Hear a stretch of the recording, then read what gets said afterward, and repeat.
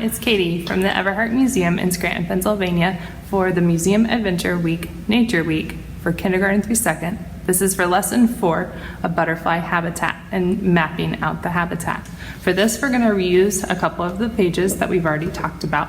We're going to reuse the common habitats page with the cute coloring page on the other side and the map that shows how Reuben Davis and his team went on their expedition from Scranton to Panama.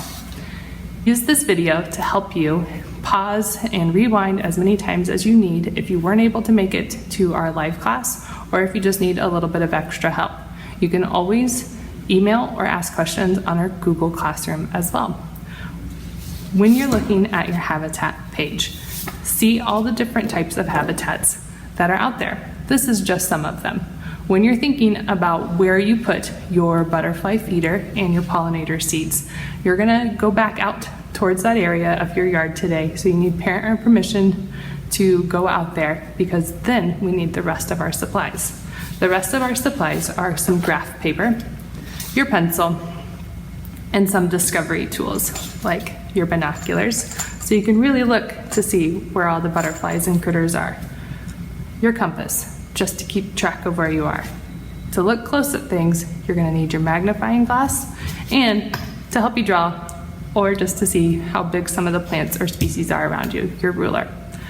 If you need something hard to draw on, you can go and grab something from around the house, ask parent or guardian permission first, or you can close up your Museum Adventure Week kit box and take the whole box outside with you to draw on. Get ready because we're gonna go outside to draw from your sit spot kind of a map to decide what kind of habitats are in your area and find the best spot. And hopefully you already chose that best spot for your pollinator seeds and your butterfly feeder. So unfortunately, it's raining outside today, so even better that we have this video that you can watch at another time instead of during our live classes, so that just in case it's raining where you are, you can check this out later to help you out even more. Miss Nancy is going to help me out though, and she's going to put a picture up on this video so you can see my sit spot of the Everhart Museum and see exactly what I was seeing when I drew my butterfly map. So the grid paper will help you out to draw your straight lines because we want to draw as if you're a bird or a butterfly flying over your habitat. So my sit spot, I'm going to mark right down here at the bottom.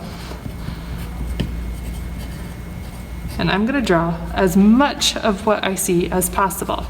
So I'm sitting on the other side of Mulberry Street across from the museum. So I'm going to use those grid lines. If you really want an extra straight line, you can use your ruler. And then in front of me is an arched sidewalk that leads up to the Everhart Museum. So I'm going to draw it slow and careful. Remember, you've got that eraser on the end of your ruler just in case you need it. But it looks like a really tall rainbow. Inside the arched sidewalk are some bushes, so I'm just going to draw the tops of them. And because bushes are organic, I'm going to draw it with some bumpy lines. And because the Everhart Museum has great symmetrical balance where things are equal on the left and the right, I'm going to draw one on each side. You can see in the picture big giant planters, and from the sky they're going to look like circles.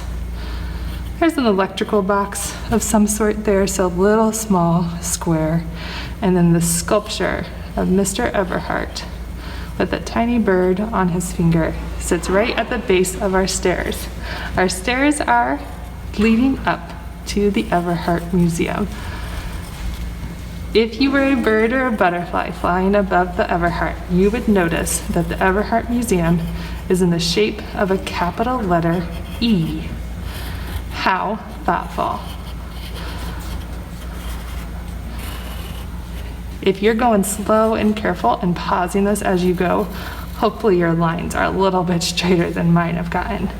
We have even more sidewalks to lead you around the museum grounds and the one to lead you around the back of our building towards Naog Park. There's a sculpture here at the corner We have our big reflecting pond. Ooh, water. Maybe butterflies like this area. And there's several trees. So I'm gonna draw once again some organic shapes, some blobs, like the butterflies flying over top would see for all sorts of shapes and sizes of different trees. Now that I have all of my trees drawn, I'm going to label each of the items here so that butterflies from up above know what each of these items are. Then I want to make sure I use my habitat card in each of the words on here to label the different habitat zones around my area. So I'm going to use field and pathway. It's not necessarily a forest in this area, so I'm going to call it just trees. Label as many of the different areas as you can.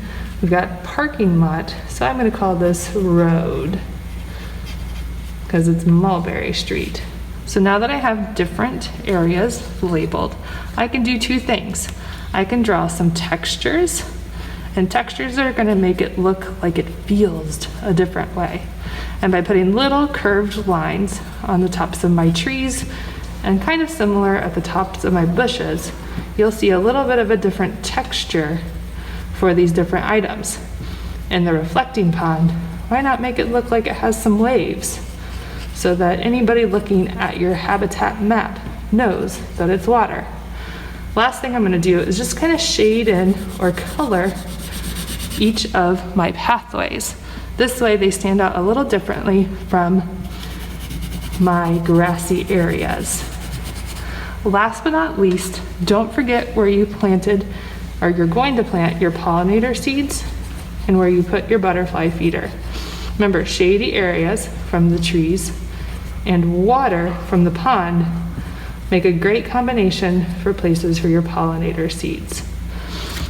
Then when you're all finished, it might look something like this. You can add color, and remember, this is going to be your backyard or a park in your neighborhood, so it's not going to look just like the Everhart Museum. We want you to find a great area for you, for your butterfly habitat.